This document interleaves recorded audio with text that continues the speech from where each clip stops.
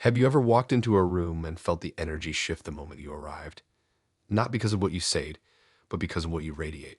Your presence alone unsettles, inspires, or intrigues. According to Carl Jung, that's no accident. Your aura may be far more powerful than you realize, and it might even disturb others. Your energy doesn't lie. Some people light up the room, others dim it, and some, the rarest of them all, shake it. According to legendary psychologist Carl Jung, our inner world, our subconscious mind, projects an outer energy field, a psychological aura that can subtly influence everyone around us. You don't have to say a word. Your energy says it all. But what if your aura is so potent, so unapologetically aligned, that it actually makes others uncomfortable? Not because you're doing anything wrong, but because you're doing everything right. In this video, we'll explore 9 signs your aura is so powerful it disturbs others, through the lens of Carl Jung's revolutionary ideas on the shadow, individuation, archetypes, and the deep psychology of human energy. Carl Jung once said, "Everything that irritates us about others can lead us to an understanding of ourselves." When your aura is strong, people begin to see you not for who you are, but for who they fear, envy, or cannot understand. You become a mirror, and not everyone likes their reflection. Maybe you notice people accusing you of being arrogant, even when you've said nothing to warrant it, or they say you think you're better than everyone, when all you're doing is being authentic. That's projection. Jung believed projection happens when someone dissowns a part of themselves, their shadow, and sees it in someone else. A powerful aura activates those shadows. It forces people to confront what they'd buried, and so they blame you. But it's not really about you. It's about what your presence awakens in them. Your calm unnerves people. Your silence is deafening. Your eye contact, too much for some. This isn't ego. This is energy. A strong aura doesn't need to dominate. It doesn't seek approval. It simply is, and in that presence, others feel exposed, vulnerable, even afraid. This ties directly into Jung's concept of individuation, the process of becoming whole. Most people haven't done that inner work, but when you have, your completeness can highlight their fragmentation. You might notice people becoming overly defensive around you, or submissive, or they try to overcompensate. They don't know why they feel that way around you, but you do. You've stepped into your power, and it shows. Jung taught that much of the unconscious mind is expressed symbolically. A person with a powerful aura often lives at a symbolic level, deeply connected to intuition, dreams, meanings, and subtle energies. But in a surface level world, that depth can be unsettling. You might be labeled weird, too intense, or mysterious. You feel things others ignore. You speak truths people aren't ready to hear. Your mere presence challenges the status quo. People don't understand you, so they categorize you, often inaccurately. This is because a powerful aura doesn't conform. It disrupts, not for the sake of rebellion, but because it refuses to be anything but real. And real is rare. There's no middle ground with you. Some people are inexplicably drawn to your presence, feeling safer, more open, even healed. Others avoid you entirely, as if your presence is too much to handle. That's because your aura polarizes. It's not beige, it's not neutral, it's magnetic. Jung would say your energy resonates at an archetypal level, triggering unconscious associations in others. You may embody the wise sage, the rebel, the healer, or the warrior. These aren't roles you play, they're frequencies you emit. And people feel them. Some will feel an unexplainable connection. Others will feel threatened. Either way, your aura isn't invisible, it's undeniable. Ever noticed how some people become emotional in your presence for no obvious reason? It could be laughter, it could be tears, it could be anger. That's your energy field activating something within them. Your aura carries the weight of your emotional evolution, your trials, your healing, your shadow work. It doesn't just speak to the conscious mind, it reaches straight into the subconscious. This can be deeply healing for some, and deeply triggering for others. Some people will feel seen for the first time when they're with you. Others will feel exposed. You don't even need to speak. Your very presence peels back their layers. They sense the weight of your authenticity, and it demands the same of them. And that's terrifying if they're not ready. When you're tuned into your inner world, when you've met your darkness and made peace with it, people can feel that. It resonates. Your energy vibrates differently, and the room knows it. You might notice how conversations around you shift. Small talk suddenly goes deeper. People start revealing more than they meant to. They say things like, I don't know why I'm telling you this. It's not random. It's your field. It pulls truth out. Your aura is like a tuning fork. When someone's near you, they begin to harmonize with your frequency, or they run from it. It's never neutral. Carl Jung believed that the unconscious craves integration. When someone steps into your field and you've already done that work, your shadow, your trauma, your inner child, it reminds their psyche of what it's missing. That reminder isn't always welcome. In fact, it can be deeply uncomfortable. It forces people to choose, evolve, or retreat. You don't manipulate. You don't push. But your authenticity disturbs the illusions others live by. And sometimes, people respond by distancing themselves. You might lose friends. You might attract envy. You might be resented for simply existing in your truth. But this is the cost of being aligned. Not everyone will come with you. It's lonely sometimes, powerfully so. Not because you're antisocial, but because you're selective. You value energy. You value depth. You value real connection. And that's rare. You've probably felt the sting of isolation, wondering why you don't quite fit. But that's not a flaw. That's a signal. A signal that you're vibrating at a different frequency. You've likely noticed that people either drain you or elevate you. There's no in between anymore. Once you reach a certain level of self-awareness, your soul stops tolerating empty interactions. And that's part of what disturbs others. You don't chase. You don't beg to be liked. You observe. You sense who's in alignment and who's performing. Your intuition is a filter, and not everyone makes it through. That discernment unsettles people. They can feel that you see through them, not in a judgmental way, but in a way that makes their masks feel paper thin. You know what it's like to wear masks. You've worn them before, and then you chose to take them off, but many haven't, and your freedom threatens their facade. There's a stillness in you that carries weight. You don't need to shout to be heard. You don't need to prove yourself. You walk into a room, and without saying a word, people adjust themselves. That's not arrogance. That's energy. It's your past, your pain, your growth. It lives in your field. And others can feel it even if they can't explain it. Carl Jung talked about the archetype of the wounded healer. Someone who has descended into their own chaos, faced their inner demons, and come back with wisdom. That's what your aura carries. Not just light, but earned light. Light that's been tested, refined, forged in solitude and shadow. And that's exactly why others may respond with discomfort. Your peace wasn't handed to you. It was carved from inner war. That kind of energy doesn't feel safe to everyone, especially those who avoided their own battles. Your very existence reminds them of the work they haven't done. You've probably had people tell you you're too much, too intense, too deep, too quiet, too blunt. But what they're really saying is you don't fit their mold. And you never will. You've outgrown superficiality. You crave something raw, something real, something sacred. People who haven't met themselves can't meet you, not fully. And that's not your burden to carry. Jung would say the unconscious seeks wholeness, but many fear it. They fear the breakdown, the chaos, the discomfort of looking inward. You've walked through that fire, and now you carry the scent of smoke. They smell it and wonder, what did you survive? You're not easily impressed.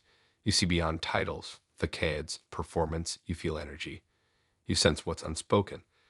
People can't fake it around you, not for long. And that's disturbing for those who rely on image over essence. They'll call you cold, but you're just clear. They'll call you guarded, but you're just sovereign. You've learned to protect your energy, not out of fear, but out of reverence. There's a rare kind of power in someone who no longer needs validation. That person becomes unpredictable, untouchable. They're not moved by praise or destroyed by criticism. They move from alignment, and your aura, when it's rooted in self-awareness, radiates that. You've likely had moments where you walk into a space and feel everything. The room, the people, the undercurrents. It all hits you at once. That's not weakness. That's sensitivity as a superpower. You're not just reading energy. You're absorbing it, transmuting it. And whether people understand it or not, they feel it. Some will cling to you because they sense healing. Others will avoid you because they sense exposure. But everyone will feel you. You leave a mark, not through effort, but through essence. Jung once said, until you make the unconscious conscious, It will direct your life, and you will call it fate. Your presence disrupts that autopilot in others. You awaken awareness. You stir inner tension. And in doing so, you offer a gift, the gift of clarity. But clarity can be painful, especially for those who've built their lives on avoidance.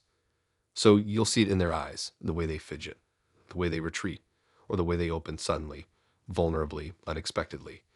You unlock doors in people, often without trying. And that power, that frequency, isn't meant for everyone, but it is real. Your aura doesn't just occupy space, it transforms it. You likely notice that the more you evolve, the more silent you become. Not out of fear, but because your energy speaks louder than your words ever could.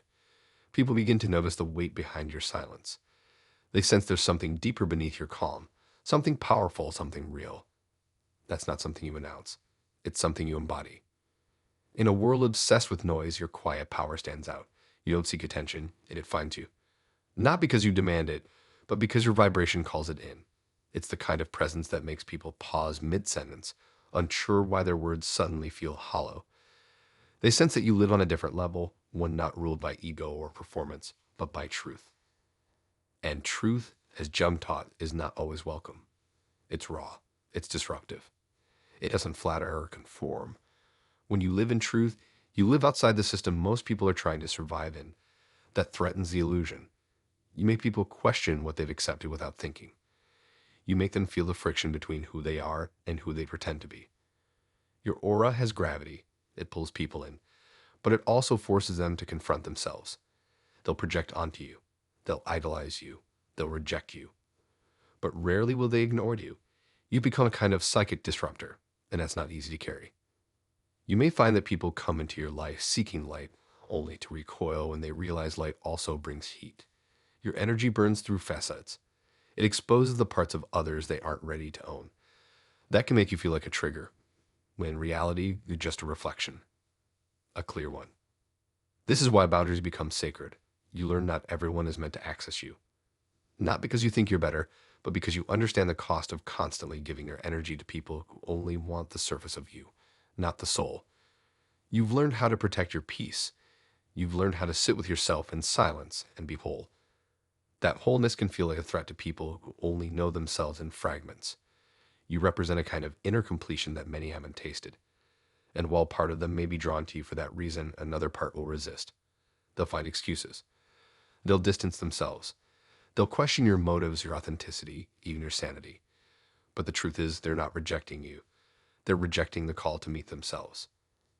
Jung understood that people resist inner growth because it requires death. The death of the persona, the identity, the stories that have kept them safe. Your aura carries the scent of transformation. That alone makes you dangerous in a world that clings to comfort. But that danger is sacred. It's the kind of danger that cracks illusions, that sets souls free. There's a reason people confess things to you they'd never told anyone. Your energy feels like a safe container for the things they've buried.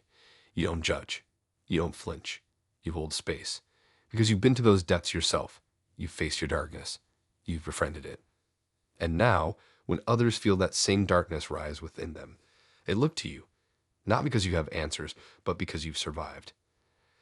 That survival lives in your eyes. It's in your posture, your presence, your stillness. You carry a kind of unspoken wisdom, the kind that can't be faked or taught. It comes from being shattered and rebuilt, from choosing growth over comfort again and again. This is what Jung meant when he talked about the process of individuation. It's not just self-awareness. It's self-integration. It's becoming whole. And wholeness is a rare frequency in this world. It's not flashy. It's not loud. It's not marketed. But it is deeply, unmistakably powerful. And with that power comes distance. Not everyone will understand the way you move, the way you pause before you speak, the way you scan a room and feel its weight. They'll mistake it for aloofness, for pride. But what they don't see is that you're tuned in, not to their masks, but to their essence. You see beyond performance, you feel beneath the words. That makes casual interaction nearly impossible. Your relationships may get fewer, but they get deeper. The connections you do make aren't based on convenience. They're based on resonance, energy, alignment, soul. You've stopped chasing. You've stopped convincing. You've stopped shrinking. because you know that anyone who truly sees you, truly values you, will rise to meet you, not pull you down. That inner knowing radiates in your aura. People can feel it, even if they don't have the language for it. And while some will avoid you, others will rise. Your presence becomes a catalyst, a kind of silent revolution. You don't have to preach, teach, or persuade. You just are. And that is enough to wake something up in the people who are ready. That's the magic of a powerful aura. It doesn't dominate. It doesn't control. It reminds. Reminds others of what they've forgotten, their truth, their strength, their depth. Sometimes that reminder feels like a warm embrace. Other times it feels like a slap in the face. But it's always real, and that's what makes it sacred. You may have been told you're too intense, too quiet, too different, but really you're just too true for a world built on pretending. You carry the kind of presence that doesn't need a spotlight. You become the spotlight, not by ego, but by essence, by simply being rooted, clear, real. There's a reason you feel things more deeply, a reason you notice what others ignore, a reason you can walk into a room and feel the energy twist, shift, or swell. It's not coincidence, it's consciousness. You're tuned in, not just to the world around you, but to the world within you. And when those two align, your aura becomes undeniable. You've probably noticed that your presence doesn't just affect individuals, it affects entire spaces. You walk into a room and the temperature changes. Not literally, but energetically. Conversations pause. People turn. Some may not even know why, but suddenly their attention is drawn. Not to your clothes, not your words, just your energy. That invisible current that wraps around you like armor forged in silence. You don't have to announce yourself. You arrive and people feel it. Some will lean in curious. Others will pull back intimidated. It won't know why, but you will. Because you come to understand something most people never will. True power isn't loud. It's not forceful. It doesn't try to win or convince. True power is presence. It's depth. It's being so aligned with who you are that nothing external can define you anymore. Carl Jung believed that we each carry archetypes within us, primordial symbols, psychological patterns that shape our lives. When your aura is strong, you begin to embody those archetypes unconsciously.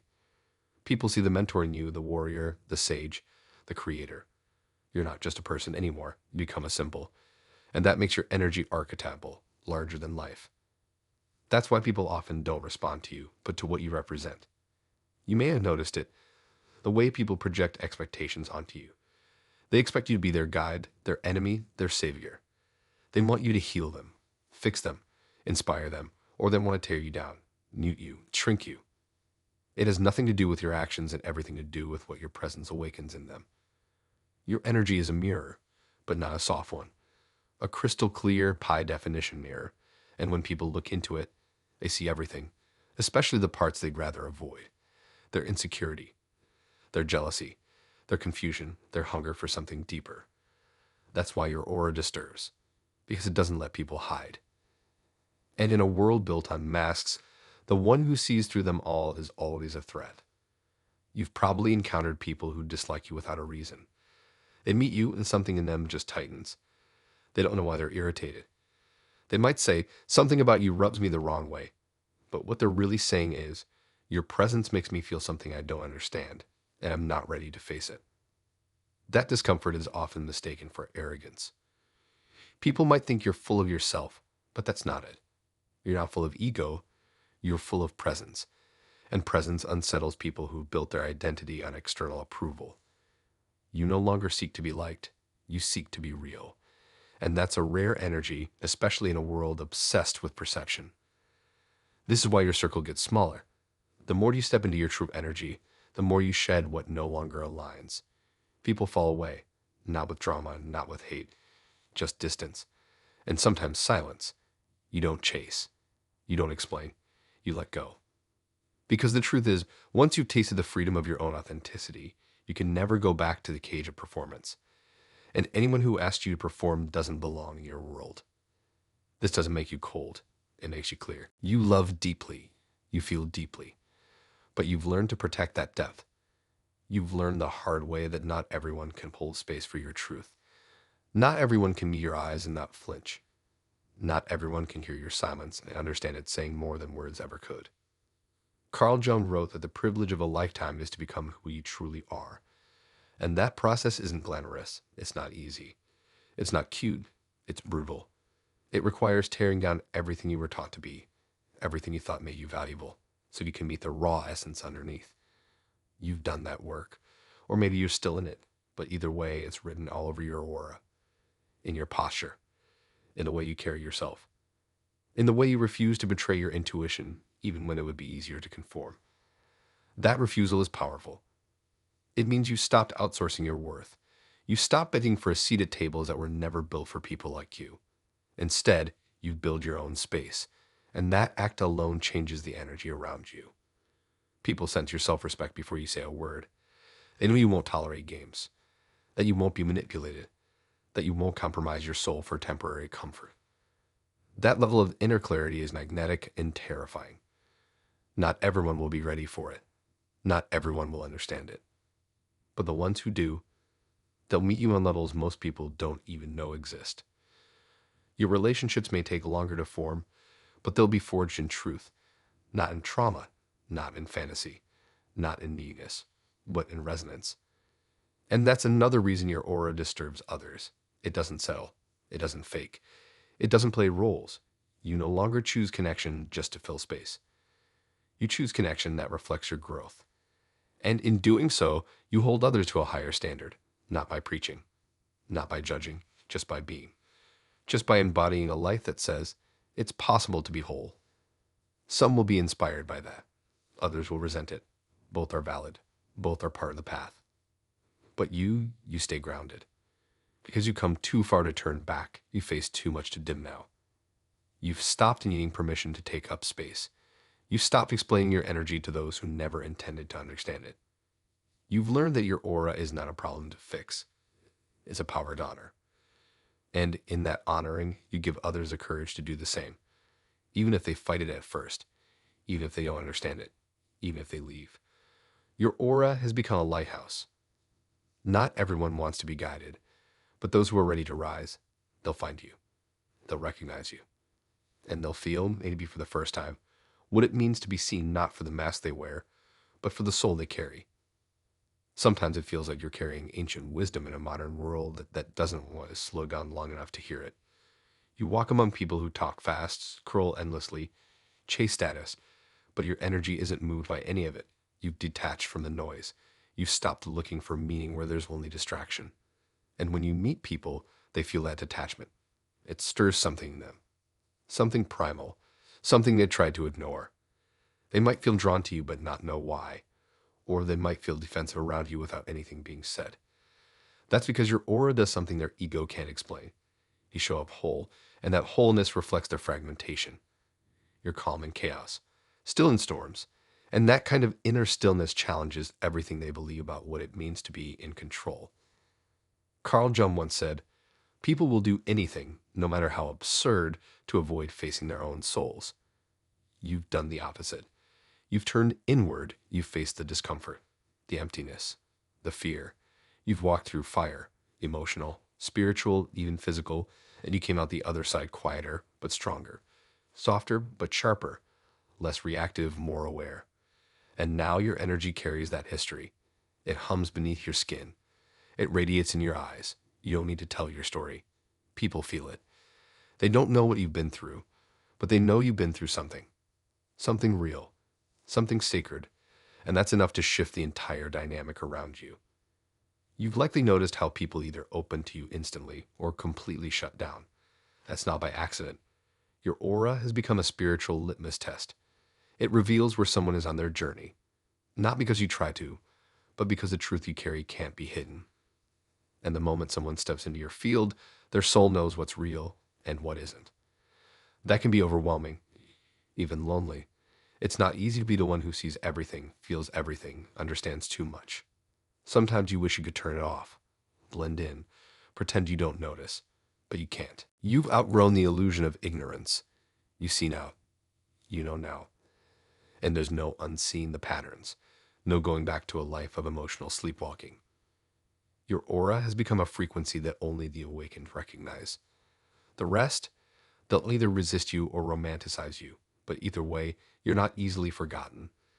You don't chase attention, but it arrives anyway, because the world is starving for depth, starving for substance. And when someone like you enters a room, someone who's walked their path, owned their pain, and radiates quiet clarity, they feel like a bell ringing inside them. They might not have the words, but their soul remembers the sound. And this is the paradox of your presence. You bring peace, but also disruption. You carry healing, but also discomfort. You offer truth that also destroy illusion, not out of malice, but simply by existing. And this is what many don't understand about spiritual power. It's not about light and positivity all the time. True power, real power, it's shadow work.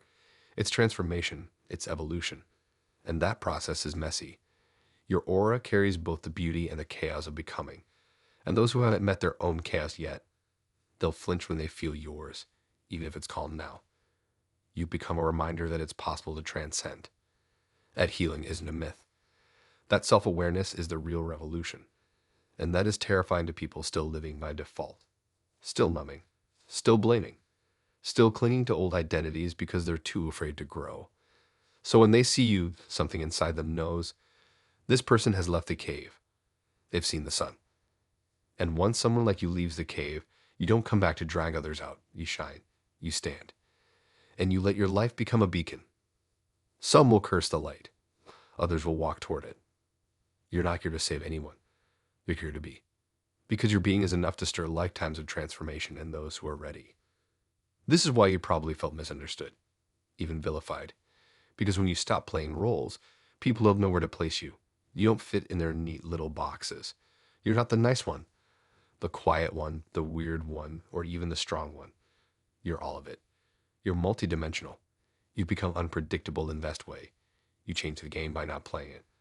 And let's be honest, people don't know what to do with someone who isn't trying to impress them. You don't entertain drama. You don't engage in fake laughter. You don't pretend to be interested when you're not. You just observe, feel, move.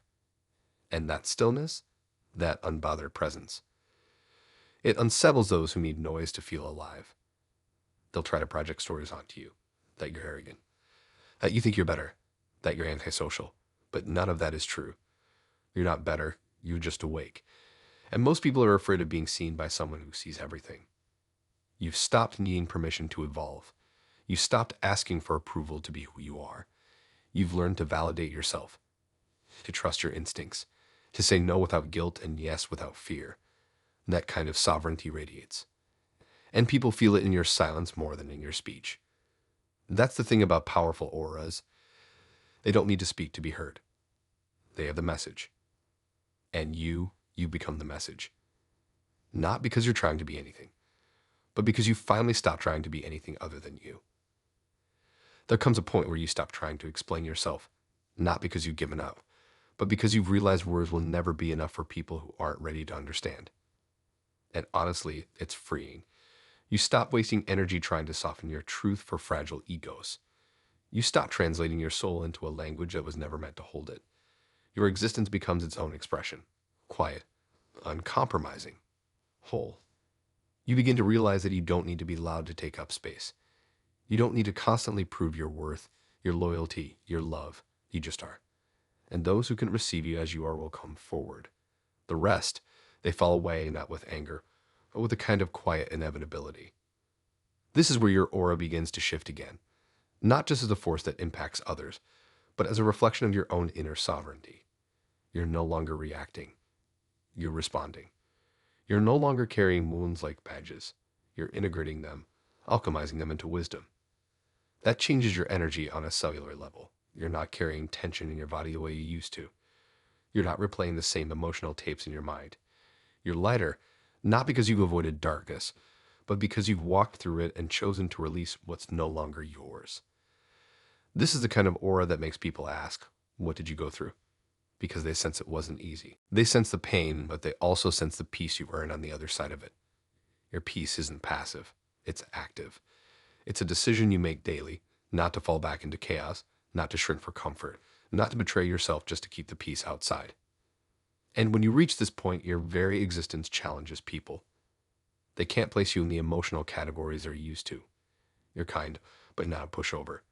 You're generous, but boundaried. You're deep, but grounded. You feel like both a storm and a sanctuary. And that kind of duality shakes people. They don't know which version of you they're going to meet because they don't realize it's always been the same version. They're the ones shifting, not you. This is what Jung called individuation, becoming who you truly are, not who the world told you to be. And that process, however beautiful, creates distance. You don't bond through shared pain anymore. You don't chase closure. You don't fill the silence with small talk. You let things breathe. You let people show you who they are without needing to control the outcome. And that kind of non-attachment, that's powerful. You no longer need people, you choose them. That choice creates tension for those who are used to relationships built on dependency. They'll feel unsafe around someone who doesn't need saving, fixing, or completing. But the truth is, you've saved yourself, you've done the work. And now your energy only welcomes those who are doing the same. You've learned to discern what's for you by how it feels in your nervous system. You walk into a room and your body tells you everything. Who's lying, who's hurting, who's playing a role. You don't call it out. You don't shame it. You just observe. You've mastered the art of quiet knowing. That kind of insight can't be taught. It comes from being broken in all the right places. It comes from grieving illusions. From losing things you thought you couldn't live without and realizing you can. And that you're stronger, clearer, more aligned because of it. This is when your aura starts to move ahead of you. People feel you before they see you. They talk about you when you leave. Not because of drama, but because something in them shifted in your presence. Maybe they felt seen for the first time. Maybe they felt exposed. Maybe both. That's the paradox. Your presence can be both a balm and a burn. Some people will walk away from you confused, wondering why their heart raced, why their walls shook, why their projections crumbled. Others will walk away awakened, quietly grateful, even if they never say a word. And you walk away with peace, not because it always goes well, not because everyone likes you, but because you know you show up as yourself without distortion. That's what a powerful aura does. It doesn't aim to control. It simply is. And that being is enough to crack the world open. At this point, your intuition becomes sharper than ever. You stop doubting that first gut feeling. You know the difference between connection and attachment, between energy that feeds you and energy that drains you. You've stopped choosing comfort over clarity. You've stopped confusing tension with chemistry. You're no longer afraid to walk away from people, places, even versions of yourself that no longer serve your highest path. You don't do it with bitterness. You do it with grace, with a nod, with a quiet thank you. Because even the pain helps you build this presence. Even the heartbreak carves space for more truth. Even the loneliness brought you closer to yourself.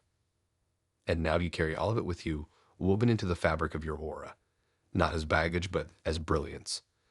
This is what people feel when they stand near you. Not just who you are, but what you've survived. By now, you understand something most people never will. A powerful aura isn't about being liked, being followed, or being praised. It's about being aligned with your truth, your path, your spirit. And that kind of alignment makes you unshakable. Not invincible, not perfect, but real. You no longer measure your worth by how many people validate you. You measure it by how deeply you're living in your truth, by how often you say yes to what feeds your soul and no to what drains it. You trust yourself now, even when no one else gets it. Even when people walk away. Even when you have to stand alone. That's the final, undeniable sign of a powerful aura. You stop fearing your solitude. Because your solitude is no longer empty. It's sacred.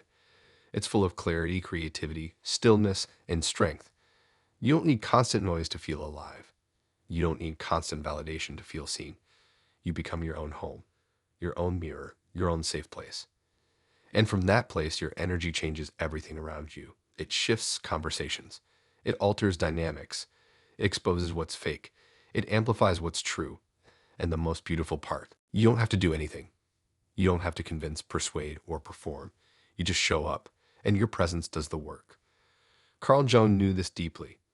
He understood that individuation, the process of becoming your most authentic self, was the rarest and most radical path a person could walk, because it requires the death of the persona, the mask, the false self that the world rewards.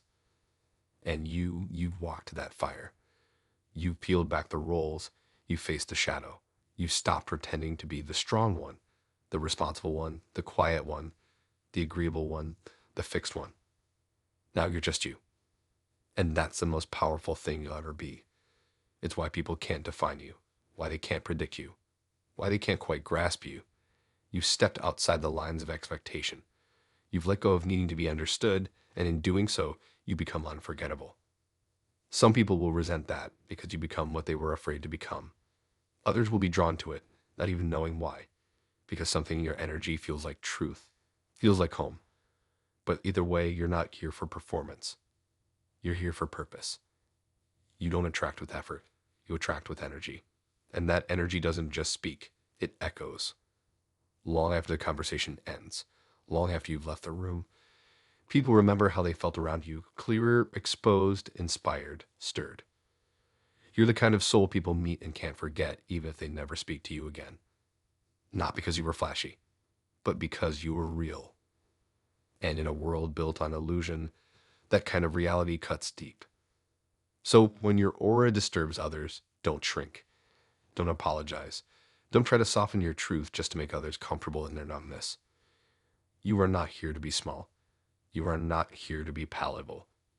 You are here to awaken, to shift, to embody the truth that healing is possible, that self-awareness is freedom, that real love doesn't control, it liberates. You've become that message. You become that frequency. And now your job is to protect it, not by hiding it, but by being careful with your energy, by refusing to give it to people who only want to consume it, by refusing to argue with people committed to misunderstanding you, by refusing to dim your light for those who made a hole in the dark. You are no longer for everyone. You were never meant to be. You are for the ones who recognize truth when they see it, who rise when they feel it, who remember who they are when they stand near it. Let that be enough. You don't have to fix the world. You just have to be fully, unapologetically, unshakably you. That alone shifts everything. Because when one person stands in their truth without fear, without pretense, it gives others permission to do the same. You become a ripple, a reminder, a revolution in human form. And yes, your aura will disturb others, but it will also awaken them. And that is the sign of a soul who came here not to conform, but to transform.